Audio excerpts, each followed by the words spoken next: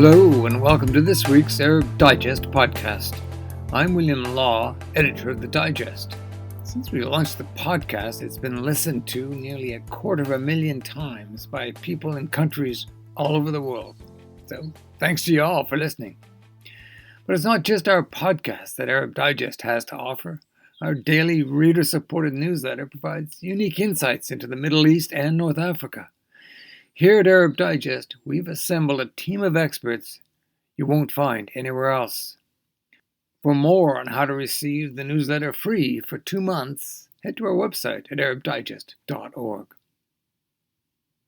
My guest this week is George Kanaan, author of Beyond Lebanon's Peaks, an Odyssey, published by Nomad. It's a gripping tale of a businessman and financial advisor whose life journey has taken him from a small Lebanese town to the US, Britain, and Saudi Arabia.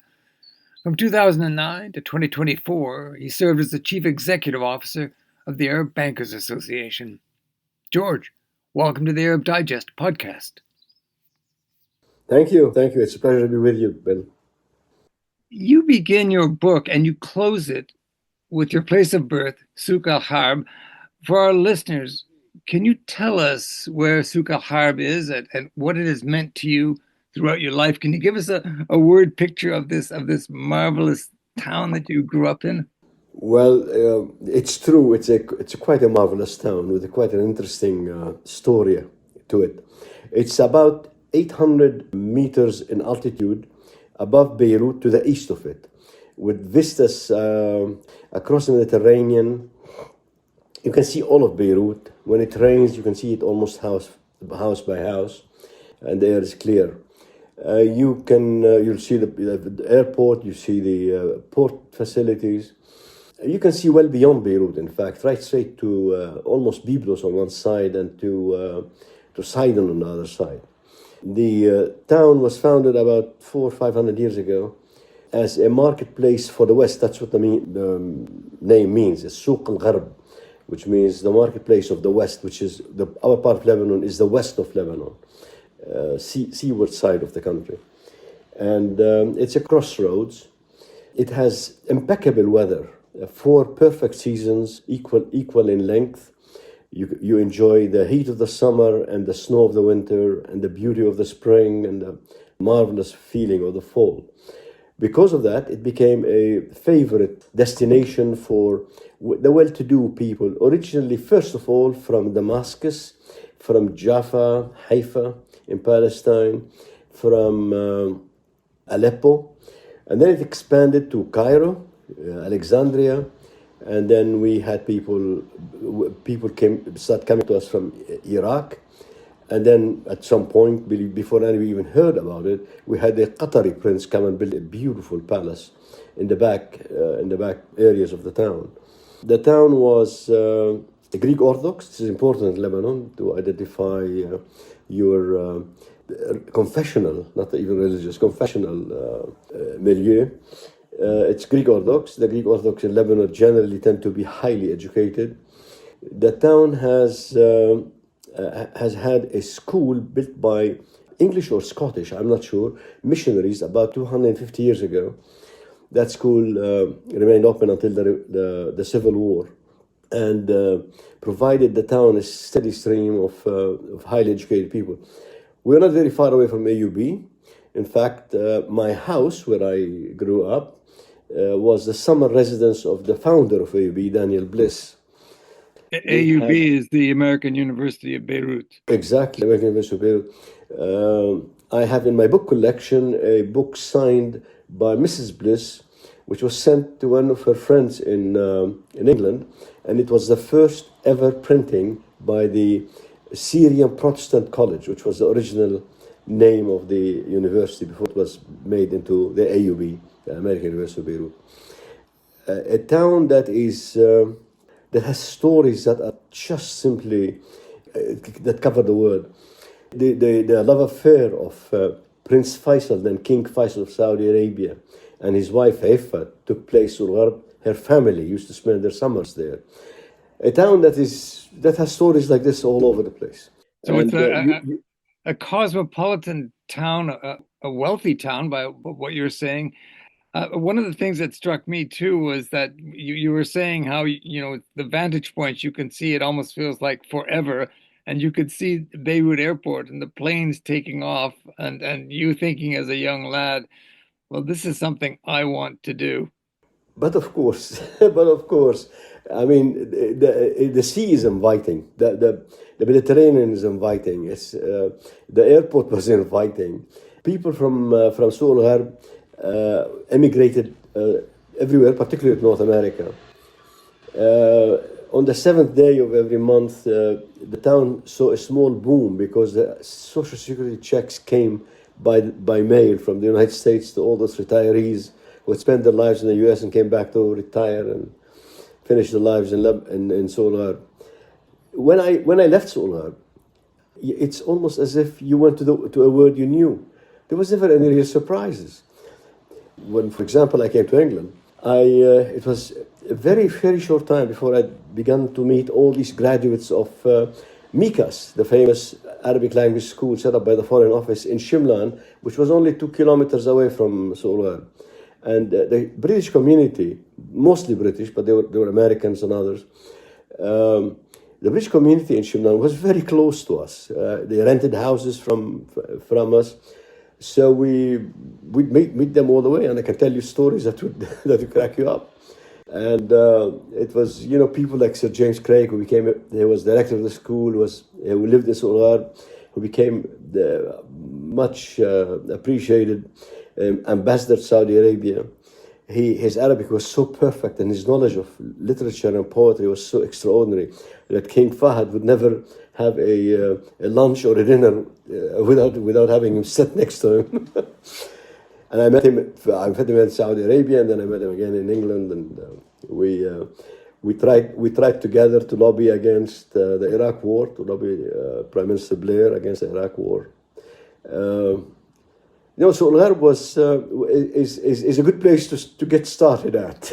It's a very good place to get started at. A good place to get started at. And as you say, it was this cosmopolitan situation. You felt like you had met so many parts of the world already, even before you began your travels. But I'm just thinking too that you grew up in this stable, secure, and loving family space. What did that give you as you followed this intriguing journey that, to quote from your book's subtitle, that took you from village school to Harvard and from banking to a prince's court? What did Souk al-Harb and that loving family environment give you that enabled you to carry out what you call the Odyssey, your Odyssey beyond Lebanon's peaks? First and foremost, it gives you a deep sense of satisfaction and happiness. You're happy. It's hard to measure happiness, hard to identify what brings it about. But you are growing up in that atmosphere. You grow up happy, and that's a big help. People like happy people. They like dealing with them, transacting with them. I can't underestimate that at all. But very importantly, it teaches you. It not teaches you. It makes you trusting in yourself. You're loved. Nobody sees anything wrong with you, so you trust yourself, and you trust others. Everybody else deals with you properly, correctly, lovingly, and you get to understand that people are trustworthy. And I grew up trusting people. It is a huge plus, because when you trust people, they reward you back by trusting you, and that leads to success, and that leads to progress. The other thing is that you bought into your family's principles. So we were a Christian family. We had very strict codes of ethics, and you took that. You took it. You accepted it. You didn't argue it at all. That is also a very big plus, because you grow up principled, and it gives you strength and courage. It's quite remarkable the fearlessness that you have when you have that kind of support in your background, in your psychological makeup, built into your psychological makeup. The other thing that it does, it makes you want not to disappoint your family. And your family have expectations. I had a dad who didn't really force upon us or give us any expectations at all. He just wanted us to do well and do whatever we liked. But still, you could always sense that there is some expectation, and you didn't want to disappoint. You really worked hard to make sure that you succeeded, and that your mother was proud of you and your dad was proud of you, in a way rewarding them for all the love that they gave you. By the way, all these qualities stay and stay and stay, and no bad experience will actually, negative experience will actually lead you to change that. None. To lose those essential qualities that you had from your childhood. But look, you spent a memorable and challenging 5 years working to sort out the finances of Prince Khalid bin Sultan. At the time, in the 90s, he was a still very powerful member of the ruling Al Saud family in Saudi Arabia. And in your book, and you spend a fair amount of time in the book on this part of your life, on this part of your Odyssey. And in the book, you say that the way it all ended between you and Prince Khalid has been your greatest regret. Well, why is that, George? You know, in the final analysis, it was not easy. It was not possible to save a man from himself. That's what I learned, and that was perhaps at the base of my disappointment. When I started with Prince Khalid, we had great chemistry. He would sign any document I'd put in front of him, literally anything, without hardly ever reading it. Sometimes I insisted he reads the stuff.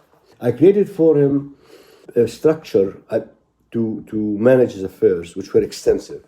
I think I created the first family office.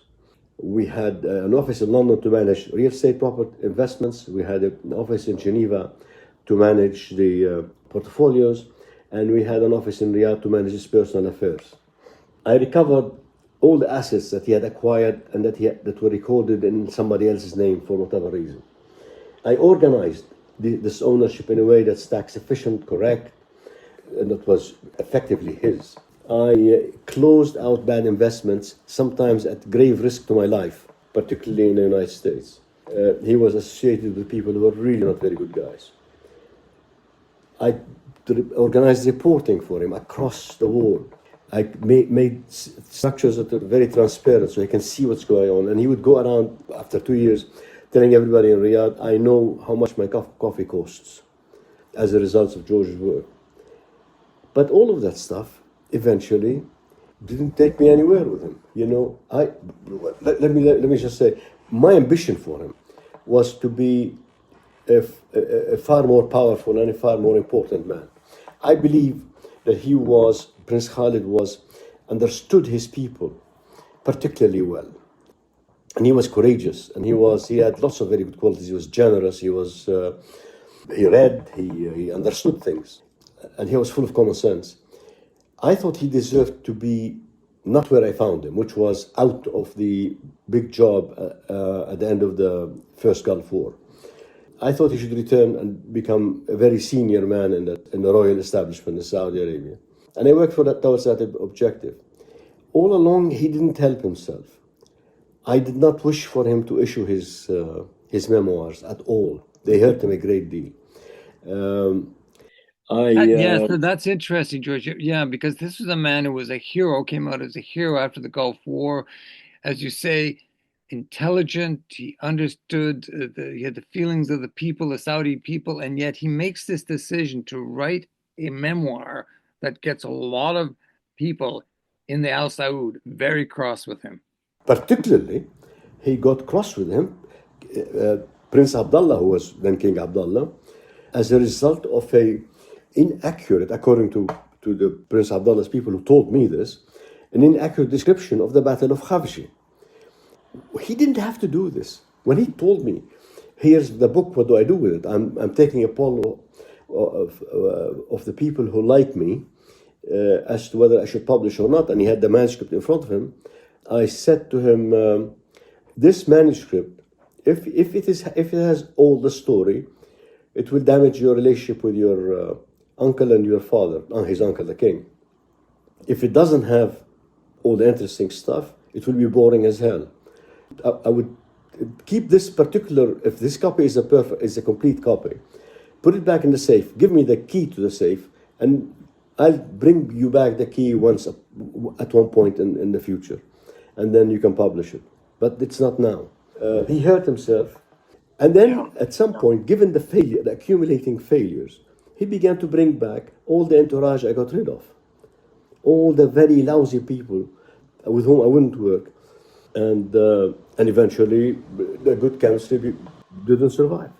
Yeah, and all that effort that you put in was swept away. Was Yeah, wasted. yeah, it was wasted. Yeah. As was Prince Khalid's career, a wasted, really a wasted life. Can I ask you about a very difficult time for Lebanon, which was the 15-year civil war that began in 1975, and it did huge damage to Lebanon itself, excuse me, but also to Souk el-Gharb.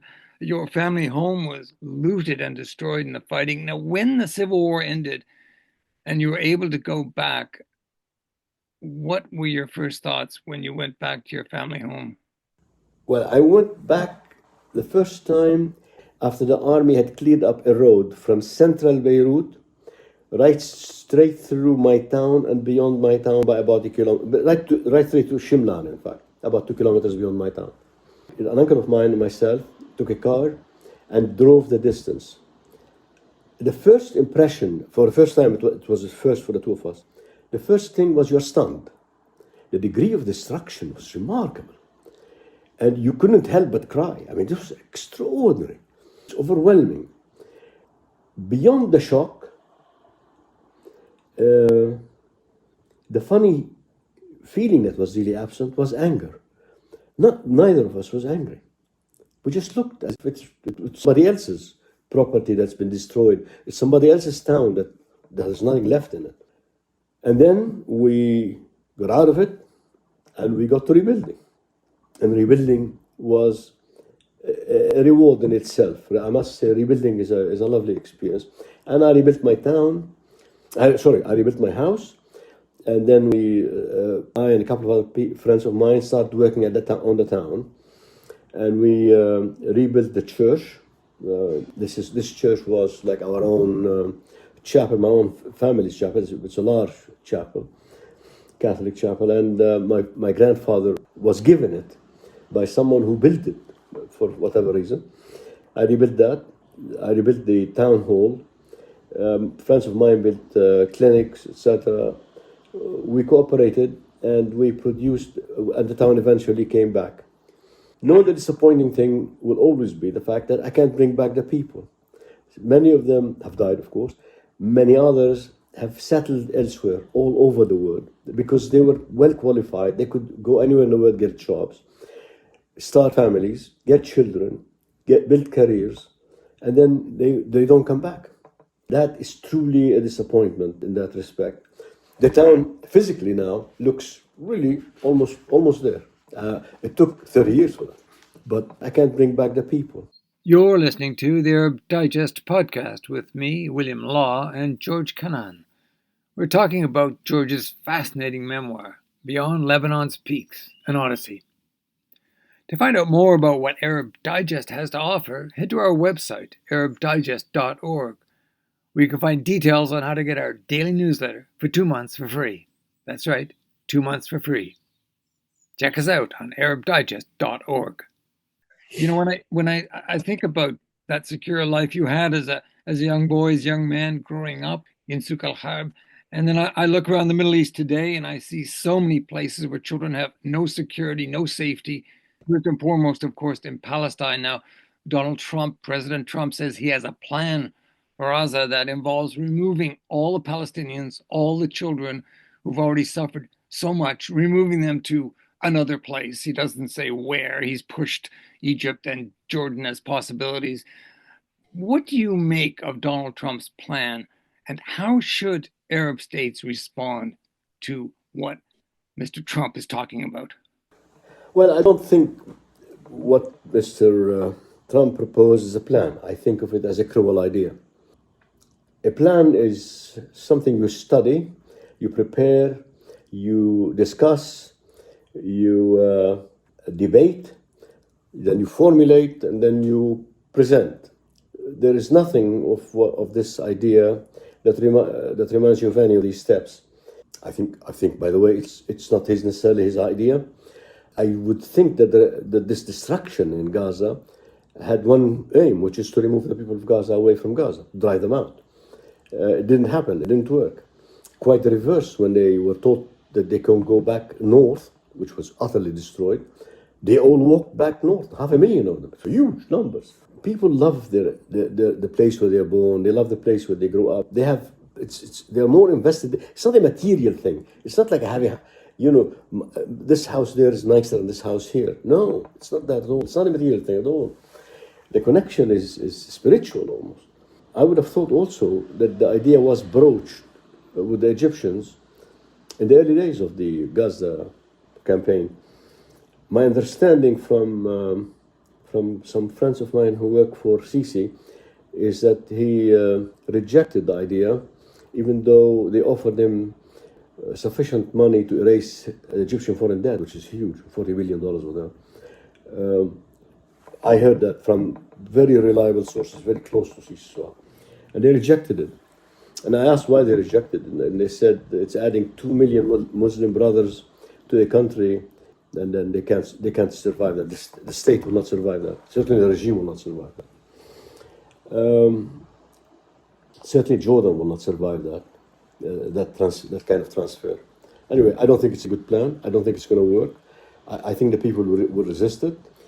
And I think your last point about what should Arabs do about this? The Arabs should put together a decent plan to reconstruct the Gaza Strip and to give support to its future government and to give the Israelis some comfort as to the constitution of that government and its objectives. First, for the Palestinians who live in Gaza should be treated with some dignity and some respect. And then perhaps they can offer the Israelis some security and peace. Yeah, okay.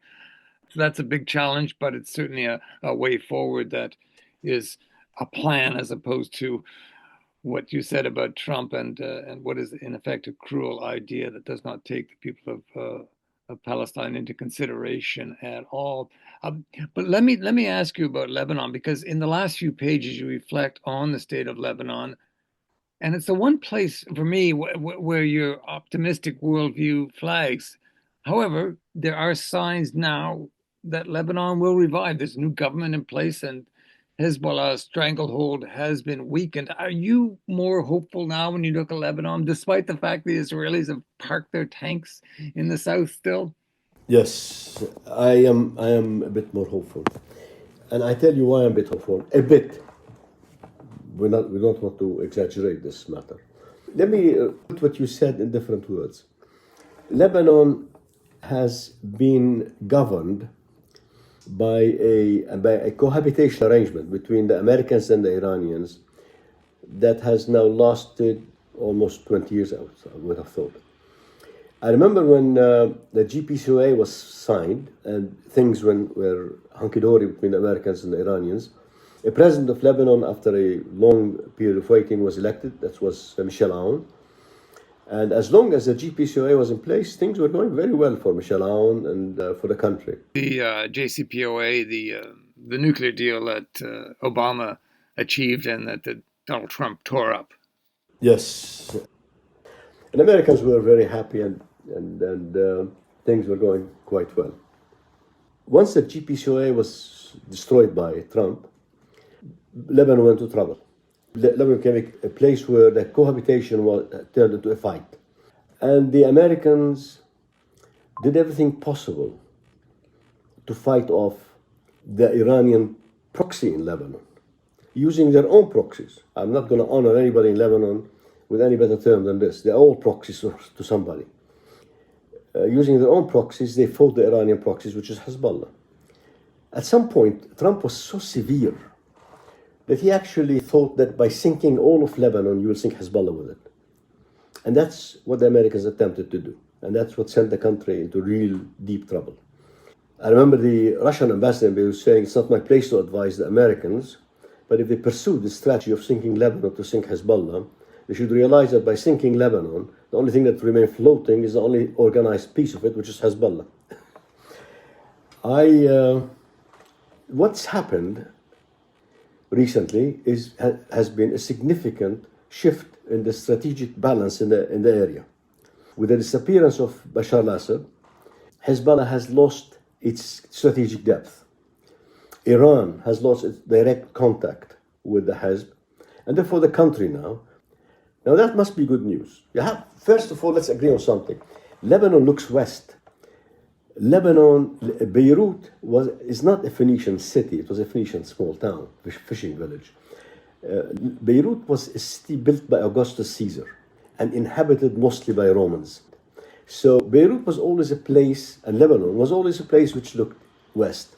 Even when they were governed by the Ottomans, they didn't look at Constantinople, a very great city.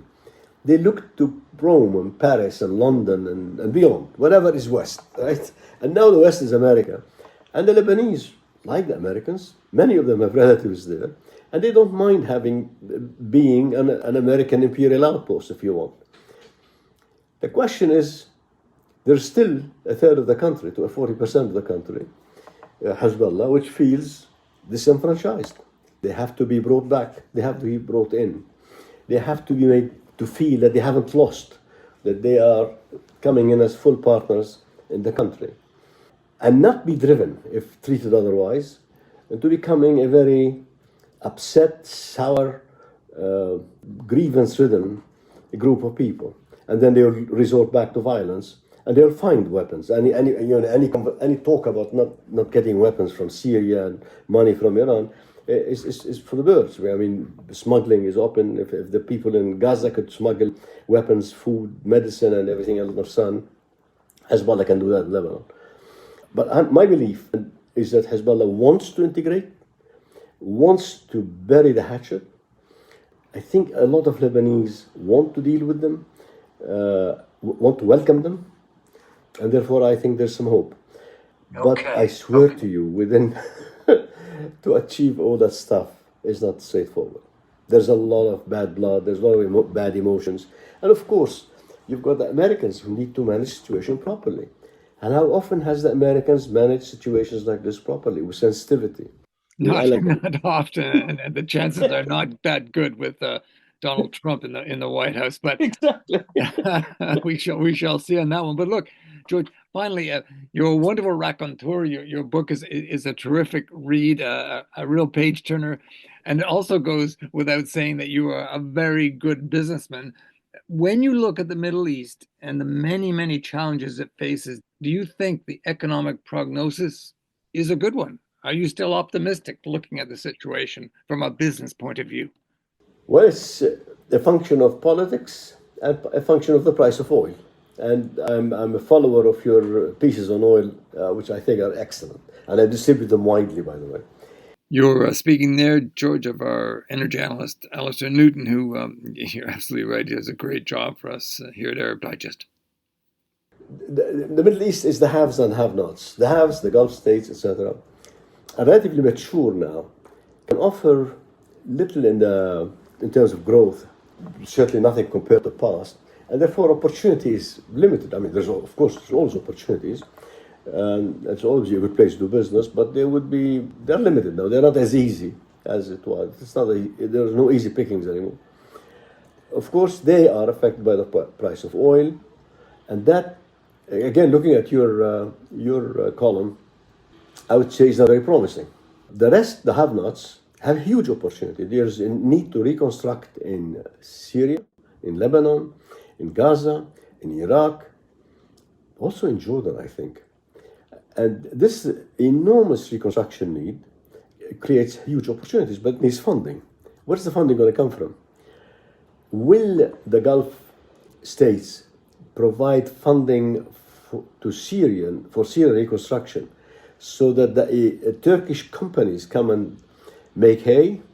I don't know. I think maybe that would be a little bit too much of a nice thought for Mr. Erdogan. I think he would like that, but I don't know whether that's going to happen. Plus, Those countries, the have-nots, are have-nots because they have had serious political turmoil. Now, has that abated? Now, Lebanon perhaps is on the right track.